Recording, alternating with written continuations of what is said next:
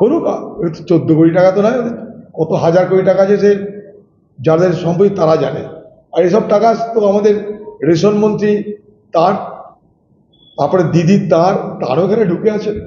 Ration মন্ত্রী হাজার হাজার কোটি টাকা লুট করেছে, সেই টাকা শাহজাহান শেখ নামক এবং আরও অনেক এই ধরনের শাহজাহানদের মাধ্যমেই গচ্ছিত আছে, বাইরের দেশে পাচার হয়েছে। এবং সমস্ত কিছু পশ্চিমবঙ্গের মুখ্যমন্ত্রী মমতা ব্যানার্জির তত্ত্বাবধানে এবং তার সজ্ঞানে হয়েছে বলে আমি খুব নিশ্চিতভাবে বিশ্বাস করি। এই সন্দেশখালী শুধু বাংলাকে নয়, সারা ভারতবর্ষের মহিলা মর্যাদাহানির বিরুদ্ধে প্রতিবাদের সিম্বল হোক, পরিচয় হোক। সন্দেশখালীর মা বোনদের পাশে আমি নৈতিকভাবে আছি। তারা কি করে না করে জানার দরকার নাই, কোন পার্টিকে ভোট দেওয়া জানার দরকার নাই, কিন্তু মা বোনদের বেইজ্জত করা, তাদেরকে যৌন শোষণ করার বিরুদ্ধে, তাদের মর্যাদা নিয়ে ছেলে খেলা যারা করেছে তাদের বিরুদ্ধে সন্দেশখালী মা বোনদের যে লড়াই, যে সংগ্রাম, সেই সংগ্রাম ইতিবাচক। সেই সংগ্রামকে আমি নৈতিকভাবে সমর্থন করি।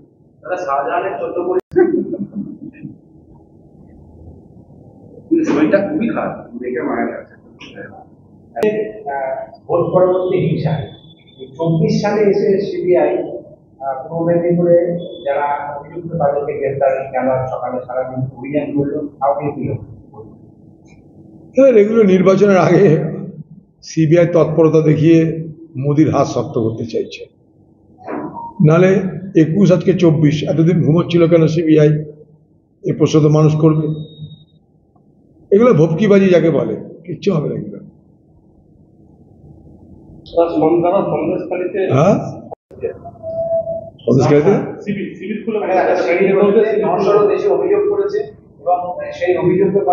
দেখুন, সন্দেশখালী যে তদন্ত, সেটা হাইকোর্টের নির্দেশে এবং হাইকোর্টের তত্ত্বাবধানে হচ্ছে। তার কারণ হাইকোর্টই সিবিআইকে বলেছে তদন্ত করো। আমরা চাই সন্দেশখালীর মহিলাদের উপরে অত্যাচার বন্ধ হোক, এক, আর যারা অত্যাচারী, যারা তাদের ধর্ষণ করে তাদের সাজা হোক, দুই।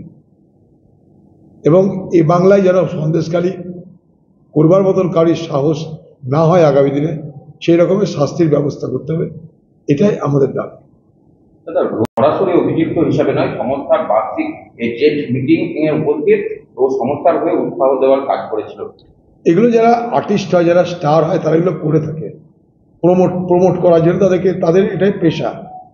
তাদেরকে ডেকেছে, তাদের রেট দিয়েছে, তাই তারা করেছে। এটার মধ্যে দেবের কোনো অপরাধ আছে বলে আমার তো মনে হয় না। এগুলো বেকার সব ফালতু সব অভিযোগের গল্প এগুলো।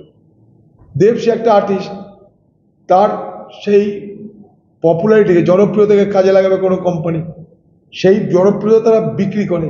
এটাই একটা প্রফেশনাল আর্টিস্টের এটাই পেশা। সেখানটাই কে কাকে ডাকছে না ডাকছে, তার সমস্ত তথ্য, তার সমস্ত ডিটেলস, তার সিভি, মানে তার ইতিহাস নিয়ে কোনো আর্টিস্টের পক্ষে সম্ভব হয় বলে আমার মনে হয়।